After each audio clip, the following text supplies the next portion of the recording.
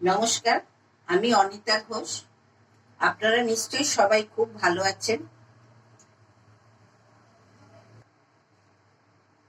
সুরুচি বাংলা রান্নাঘরে আপনাদের সামনে আজকে আমি উল্টোরাত উপলক্ষে ঘরে থাকা সামান্য 3টি উপকরণ দিয়ে দোকানের মতো খাস্তা মুচমুচে খাজা অতি সহজ পদ্ধতিতে আমি করে দেখাচ্ছি। এবার আপনারা আমার ভিডিওটি দেখতে থাকুন। আমি এখানে 1 বাটি ময়দা নিচ্ছি, সামান্য একটু নুন দিলাম, এখানে 3 চামচ তেল দিচ্ছি।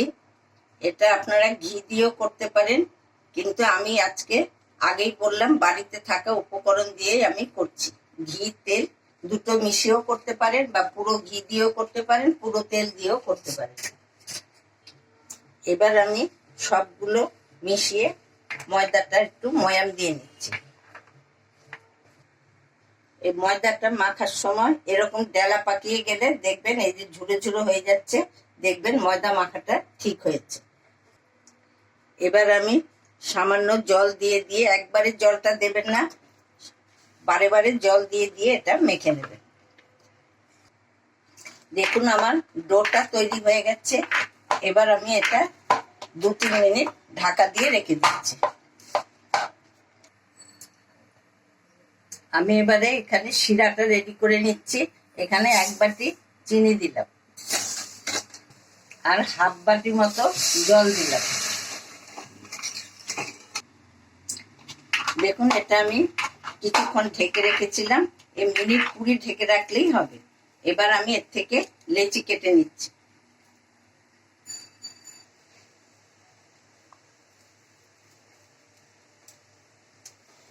আমি এই লেচিগুলো কেটে নিলাম। এবার আমি এগুলো রুটির আকারে বেলে নেব। দেখুন আমি 4টে রুটির আকারে বেলে নিয়েছি।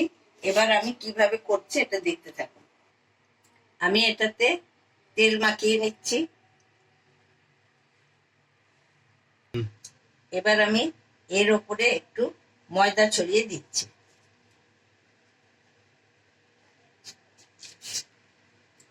এর উপরে আমি আরেকটা রুটি দিয়ে দিচ্ছি। এর উপরে আবার আমি তেল আর ময়দা ছড়িয়ে এভাবে 4টে রুটি পরপর করে যাব। আমার এই 4টে রুটি ওইভাবে দেয়া হয়ে গেছে। এবার আমি এটাকে সমান করে রোল করে নিচ্ছি। এইভাবে রোল করে এবার এই সাইডটা একটু জল দিয়ে নেবেন।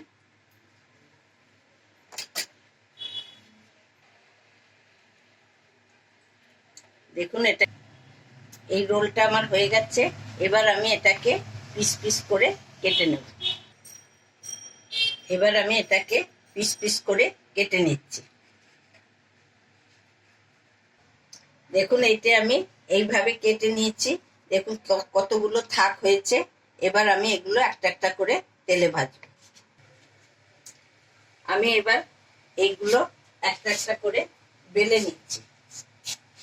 সামান্য একটু ময়দা দিয়ে এটাকে এরম ভাবে আঙুল দিয়ে চেপে নেবে, তারপরে আলতো করে বেলে নেবে। দেখুন এইভাবে আপনারা বেলে নেবেন।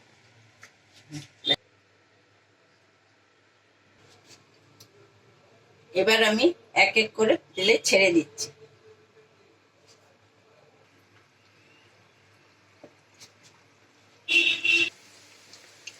এবার আমি অপর পিঠটা উল্টে দিচ্ছি। দেখুন এটা কি সুন্দর আস্তে আস্তে ফুলে উঠছে। দেখুন আমার এগুলো ভাজা ভাজা ব্রাউন কালার হয়ে গেছে। এবার আমি এগুলো নামিয়ে ফেলছি। এবার আমি খাজাগুলো শিরাতে দিয়ে দিচ্ছি। শিরাতে আমি অপর পিঠটা উল্টে দিচ্ছি।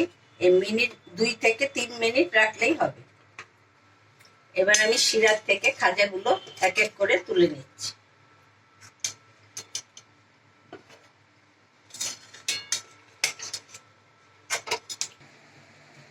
দেখুন আমার খাজা রেডি হয়ে গেছে।